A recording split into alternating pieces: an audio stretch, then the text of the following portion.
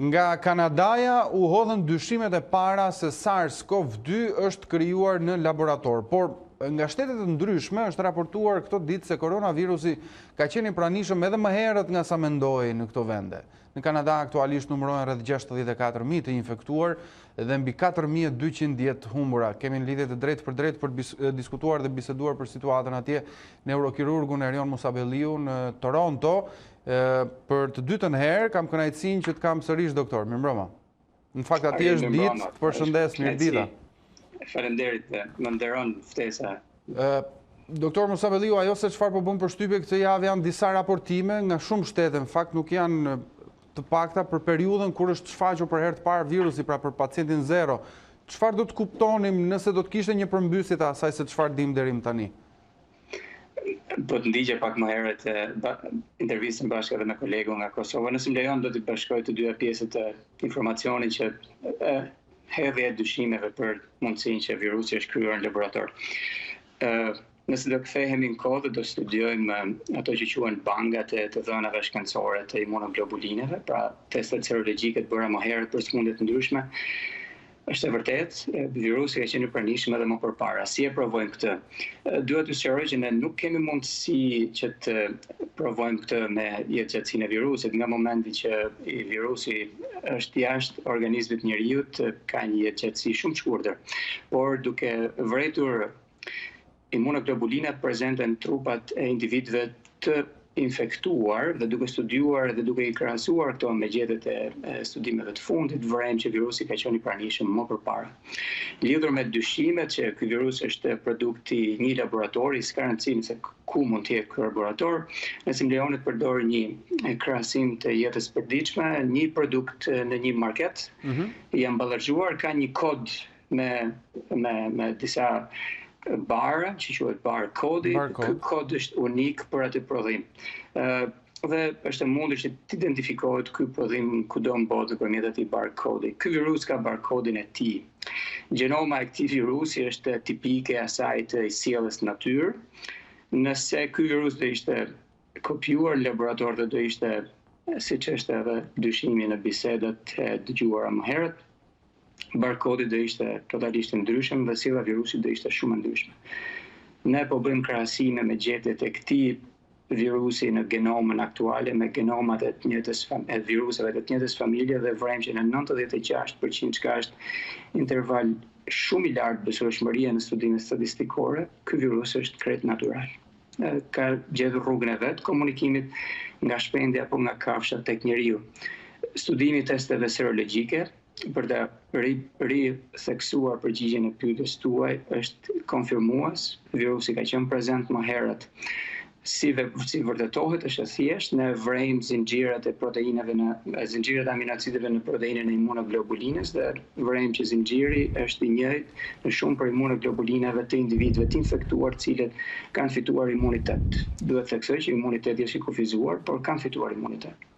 Megjithatë, kemi nevojë për një mirë kuptim nga ana juaj, doktor. Pak njerëzit e medias kanë nevojë për vërtetësinë e informacioneve. Pra, ka një kundërshtim mes instancave, institucioneve dhe njerëzve të shkencës. Besoj edhe ju e keni vënë re këtë gjë. Ka shumë informacion. Është gjë e mirë kur ka shumë informacion. Nuk shoh as pak gabim në volumin e informacionit, por është e nevojshme që të dëgjohen specialistët e fushës. Në këtë rast unë do theksoja burimet e informacionit dhe nga epidemiologët dhe nga institutet e rëndësishme të kërkimit shkencor. Ne në Kanada kemi një institut të tillë, është përmendur në mendja, realisht është investim kombëtar, është krenari kombëtare dhe është qendër referencë e shumë studimeve për botën, jo vetëm për shtetin kanadez. Shteti kanadez ka pasuri kombëtare këtë laborator dhe kursesi nuk do lejonte që gabimet e çdo lloji natyre të hidhnin balë në punën shumë vjeçare të ngritur nga ky institucion ku jo vetëm shteti kanadez, por qendra kërkimore të ndryshme në botë i referohen për studimet që kryej. Në lidhje me informacionet e marra, Do t'ju sqaroj që në jetën e përditshme, nëse unë do kthehesha sot në punën laboratorike, në studimin e tumoreve malinje të kokës, ne përdorim viruse gjerësisht. Nuk përdorim këtë virus, as një nga viruset e kësaj familje, por përdorim viruse në jetën e përditshme për të kuptuar mënyrën e komunikimit ndërmjet qelizave të trupit njerëzit me qelizën tumorale në trupin e njerëzit. Këto i bëjmë kushte laboratorike. Do të thotë që neve në jetën e përditshme në ambientet shkencore përdorim aftësitë teknike të mekanizmat që virusi përdor për të infektuar organizmin, dhe në këtë mënyrë përpiqemi të studiojmë sëmundje të ndryshme. Interesi im në këtë rast është tumoret malinje të trurit. Kolegë të tjerë kanë interes që përdorin viruse, përsërisht jo këtë virus, por viruse të ndryshme që studiojnë gjerësisht në laboratore për studiuar tumore apo infeksione të ndryshme në organizmin e njeriut. Në këtë mënyrë neve tentojmë dhe përpiqemi që të gjejmë mënyra se si të identifikojmë më herët viruset dhe mundësisht t'i parandalojmë dhe në të njëjtën kohë se si mund të identifikojmë më herët këto sëmundje që studiojmë. Pra, nëse do të lenim me një anë ripërsëritjen e informacioneve nga mediat ndryshme, çka nuk ka asnjë gjë të gabuar, unë do t'i kthesha vetëm asaj që është referenca. Studimet shkencore tregojnë që ky virus ka një sjellje krejt normale, genoma e studiuar në mënyrë të përsëritur në vende të ndryshme të botës tregon që ajo ruan të njëjtat karakteristika në 96% të zinxhirit saj, që janë rreth 26.000 baza. Është goxha i gjatë si zinxhir si virus. Nëse do e krahasonin, mund t'ju jap një shembull thjesht. Virusi i verzës tipi A është i shpeshtë në Shqipëri dhe në shumë vende në botë. Kjo nuk e përjashton Shqipërinë, as nuk e veçon Shqipërinë si diçka problematike, por virusi i verzës është shumë më i shkurtër në zinxhir sesa virusi Sars Cov-2. Edhe më herët ka pasur ide kur është vërtetuar dhe është provuar ku ky virus ka qenë pranishëm dhe ka qenë krejt natyrale sjellja e këtij virusi. Jo vetëm në jetën e kafshëve ku ai është në simbiozë, do të thotë bashkëpunon krejt normalisht me baktere dhe mykra të organeve ku jeton ky virus krejt normalisht, në kafshët në të cilat ky jeton normalisht dhe nuk i infekton këto kafshë. Në rastin konkret, shembulli ka qenë laboratorës, por nuk është vetëm e gjallësisë ku ky virus ka simbiozë të bashkëtesë krejt normale. Njeriu është rast që përjashtohet. Ne nuk kemi arritur. Ju e pohoni pra faktin që një nga përcjellësit tek njerëzit ka qenë kjo kafshë, pra laboratorës. Është e njohur, është e studiuar, 7 janë viruset e kësaj familje. Ky virus është krejt normal, jeton normalisht në sekrecionet orale, nëse më lejoni të përdor termin shqip, në bështymën e lakurriqit. Më mirë të përdorim disa terminologji të thjeshta. Sikurse ne në sekrecionet tona orale, në sy, në ambientet tona traktit respirator, kemi ato që quhen organizmat që bashkëtojnë ne krejt normalisht, por jo këtë virus. Doktor Erioni, duke qenë se herën e fundit në komunikimin që kishim bashkë, ju më shpjeguat dhe grafikisht për strukturën e këtij virusi, praktikisht në terma shkencor mjekët dhe studiuesit e fushës e kanë zbërthyer ata, apo jo. Besoj se tashmë duhet kemi një përllogaritje të afërt për jetëgjatësinë e këtij virusi, apo ai nuk do të shuhet asnjëherë. Jo të përgjigjem kësaj pyetje me një fjali që del nga kompetencat e mia si shkencëtar, kështu që më duhet ta referoj. Neve hym në territorin e jetës normale të kafshëve me të cilat duhet krijonim një simbiozë dhe bashkëtesë, por pa cënuar territorin e jetës tyre. Do të thotë, aty ku ky virus jeton krejt normalisht, është jetë gjatë. Jam i bindur që studimet e të ardhmes do provojnë që ky virus është po aq i vjetër në glob sa dhe njerëzimi.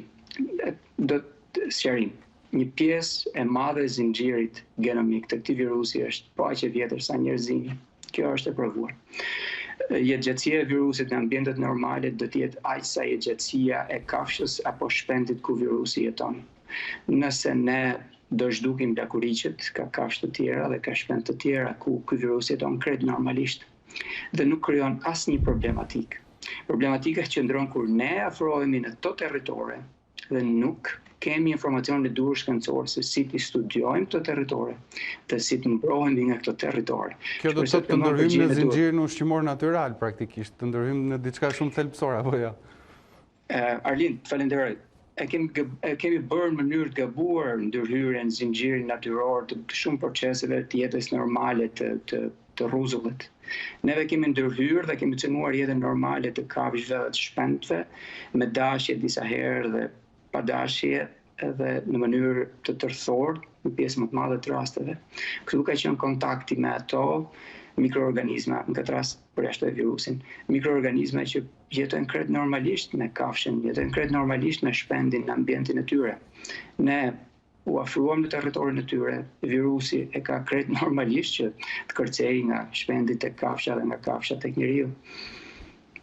Ndërkohë, të paktën dhe nga autoritetet këtu po artikulohet jo pak përzierja, pra ndërthurja e Sars Cov-2-shit me gripin sezonal, pra të tradicionalin që ne flasim vit pas viti. Në pamje të parë, kur e dëgjojmë këtë, ngjan si diçka e frikshme, për shkak edhe të misterit që Covid-i ka deri tani, pra sjelljes autoriteteve dhe pamundësisë për të reaguar me një vaksinë ose një ilaç për momentin flasim. Pra, sa frikë duhet kemi nga një përzierje e Sars Cov-2-shit me gripin sezonal? Shqetësuese është realisht shumë shqetësuese. Gripi sezonal në vetvete ka shkaktuar problematika, pandemi, kur ndërthurje dhe kombinacionet e genomës së gripit sezonal kanë ndodhur dhe organizmi i njeriut ka qenë i papërgatitur. Në rastin konkret, duhet të shëroj dy detaje teknike, edhe pse janë në zinxhir RNA-je në secilin për këtyre viruseve, struktura e shumë fishimit të secilit për këtyre viruseve në organizmin e njeriut është ndryshe. Shpresoj që në këtë pjesë këto dy viruset mos kombinojnë, që të ndodhi ajo që ju hidhni si hipotezë duhet jetë si një situatë e tillë. Tek një individ, në të njëjtën kohë duhet që të ndodhi infeksioni me virusin e gripit, gripi sezonal, dhe në të njëjtën kohë duhet që po ky individ që është infektuar me gripi sezonal, ndodhi infeksioni nga gripi, ju kërkoj ndjesë, nga virusi Sars Cov-2. Kjo situatë mund të ndodhi tek njeriu, kombinacioni dhe infeksioni në të njëjtën kohë nga dy viruset, ose tek kafsha. Nëse ndodh tek kafsha, atëherë duhet që ky kombinacion virusësh të përcillet tek njeriu. Pra, në natyrë nuk ekzistojnë, paktën me argumentat që po jepni ju doktor, po kuptoj që në natyrë jashtë organizmit të njeriut, një ndërthurje të dyrave nuk mund të ndodh, pra. Nuk ka ndodhur deri tani, ose duhet të jem i kufizuar nëse do të jap një përgjigje me 100% siguri, po duhet të them nuk kemi vërejtur një kombinacion të kësaj natyre në natyrë. Arsyeja është e tillë. Virusi gripit përdor një çelës dhe një mekanizëm ndryshe nga virusi Sars Cov-2 për të infektuar organizmin e njeriut. Përdorin të dy rrugë të ndryshme për të hyrë në organizmin e njeriut. Kombinacioni do duhet që të kishte një çelës të përbashkët, ai që do ishte çelësi magjik atëherë kur ndodh pandemia. Secili nga këto viruse ka pandemitë e veta. Urojmë që mos kombinohen sepse ne jemi goxha të mëtuar nga pandemitë e secilit në vend vete. Në natyrë do ishte shumë e vështirë. E shpjegoj dhe duhet të ritheksoj që infeksioni me secilin nga viruset të ndodhi në të njëjtën kohë në qenien ku secili nga këto viruset nuk është patogjen. Pra, nëse infektohet njeriu nga Sars Cov-2, duhet që në të njëjtën kohë të infektohet edhe nga virusi sezonal dhe brenda qelizës që është infektuar të ketë një kombinacion të genomës. Por duhet të shëroj 26.000 baza që ka virusi Sars Cov-2 është term matematikor. Dhe afërsisht 16.000 baza që ka virusi sezonal. Nëse do të kishim mundësi që të përdorim një kompjuter mbase kompjuterin më të sofistikuar që mundet të ofrohet sot shkencës, teorikisht do duheshin shumë dekada që një kombinacion nga 26.000 me 15.000 të krijonte atë që do ishte kombinacioni i mundshëm. Teorikisht mund të ndodhë një hibrid, pra tjetër. Absolutisht. Ajo që quhet kaimera, kombinacion i dy viruseve apo dy patogjenëve kur forcat e njërit organizëm dhe forcat e tjetrit bashkohen dhe japin një produkt që është akoma më agresiv, akoma me virus, me cikël shumë fishimi shumë më të lartë dhe mundësi për të infektuar shumë më shpejt. Teorikisht ndodh, praktikisht duket shumë e vështirë, ju shpjegova arsye matematikore. Realisht do ta quaja shqetësim dhe ne duhet marrim masa, por ne për të dy viruset mund të përdorim një emërues të përbashkët. Ne kemi të njëjtën mënyrë për të mbrojtur dhe se si duhet mbrojemi nga gripi sezonal, dhe tashmë dim mënyrën e përhapjes dhe të mbrojtjes virusit Sars Cov-2. Për të bërë një krahasim, nëse nuk gaboj, në vitin 2017 pati rreth gjysmën e atyre rasteve me vdekshmëri që ka Amerika aktualisht nga ky virus ishin nga virusi i gripit sezonal. Pra 3 vite më përpara, që nuk ka lidhje me këtë virus. Pra vetë gripi sezonal është shumë shqetësues. Një kombinacion do ishte katastrofal. Por praktikisht duket shumë e vështirë që të ndodhi. A qëndrojnë ekspertët dhe kolegët tuaj, përfshirë dhe ju, doktor Erioni, pra i qëndroni valës së dytë që është përfolur deri më tani? Pse është krijuar ideja që vera do ta zbus dhe vjeshta do të jetë më problematike? Koha i ka dhënë mundësi njerëzimit që të lehtësojë dhimbjen, vuajtjen dhe të shohin plagët. Mendoj kjo do ishte përgjigja e thjeshtë, por ne jemi akoma në valën e parë të infeksionit. Dua të flas për qeverinë e vendit ku jam, me hapa shumë të kujdesshëm dhe të bazuar mbi studimet që po kryen brenda vendit tonë, po përpiqet që të kuptohet dhe të krijohet një ide se çfarë do të ndodhi gjatë verës dhe çfarë masësh duhet merren paraprakisht para se neve të bëjmë atë që është hapja dhe rikthimi në jetën normale. Neve tashmë e dim që ky virus që të mbijetojë kërkon kontakt vazhdueshëm me ambientin ku ka qeliza humane, pra sekrecionet e traktit tretës respirator, trupëve të sipër të frymarrjes dhe të kërkon kontakt vazhdueshëm me njeriu. Duke pasur në konsiderat këtë emërues përbashkët, çdo qeveri e kupton që aty ku do ketë grumbullime, dhe mund të japim disa shembuj, aeroportet, portet, pikat kufitare, shkollat, institucionet ku ka grumbullime masive, qendrat e kujdesit vazhdueshëm shëndetësor.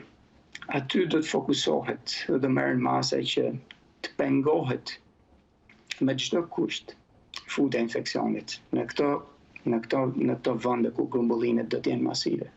Në të kundërt vrej një bashkëpunim dhe vrej atë që është shpirti i çdo qytetari kanadez, apo atë çka realisht tregon kush është jeta kanadeze, ndërgjegjësinë e jashtëzakonshme e qytetarëve, bashkëpunimi i vazhdueshëm me qeverinë lokale dhe federale në luftën e përbashkët kundrejt këtij problemi. Hapja do të ndodhi sikundër këtu dhe kudo në botë, do ishte pothuajse e pamundur që ne të vazhdonim të tonim më gjatë në kohë që neve kemi informacionin mjaftueshëm se si të mbrohemi. Por hapja do jetë graduale dhe kjo është çka po kryhet në Kanada. Në 2 javët e ardhshme janë duke u aplikuar masa lehtësuese. Këto masa po merren në mënyrë graduale. Qeveria kanadeze nuk mund të bëj krahasim me qeveritë e tjera, por me krenari them që vendosi ekspertët, shkencëtarët, në këtë rast epidemiologët dhe ato që ishin qendrat e emergjencës, kudo në vijën e parë, dhe qeveria vetëm mbrojti dhe investoi në çdo hap që u kërkua nga shkencëtarët dhe epidemiologët për të marrë masa dhe për të luftuar këtë situatë. Vala e dytë dhe nëse vjen, kurse si nuk do ketë këtë sjellje, këtë prekje, këtë shtrirje dhe këtë vdekshmëri. Arsyet janë thjeshta, ne njohim virusin, dim sjelljen e virusit, dim mënyrën se si virusi komunikon nga një organizëm tek një organizëm dhe jemi të përgatitur teorikisht dhe praktikisht tashmë që të veprojmë shpejt në pacientët e infektuar, të cilët në rastet kur kanë shenja të identifikohen dhe bashkë me ta personat e kontaktit, çka është vepruar në të njëjtën mënyrë dhe më herët në Kanada. Një pacient i identifikuar, diagnostikuar, personat e kontaktit rrethit parë, dytë dhe tretë identifikohen, njoftohen dhe komunikohen që të ruajnë distancën sociale nga individët e tjerë. Edhe diçka të fundit, doktor, përpara se të ndajemi, shumë vende, siç është raportuar, kanë nisur testimet klinike për vaksinën. Çfarë përllogaritjesh mund të bëjmë dhe sa optimist duhet të jemi? Arlind, nëse do I kthehemi bisedës parë mes nesh gati 2 javë më parë, më kujtohet diskutuam për mundësitë e suksesit të vaksinave. Në fundin e muajit prill u publikua nga gazeta Natyra, me emri I gazetës, janë aktualisht 90 teste që po kryen në vendet ndryshme të botës. Vrej që një pjesë e këtyre testeve kanë rezultate premtuese, është herët që të flasim dhe optimizmin duhet ta ruajmë, por në tjetër kohë duhet jemi të rezervuar.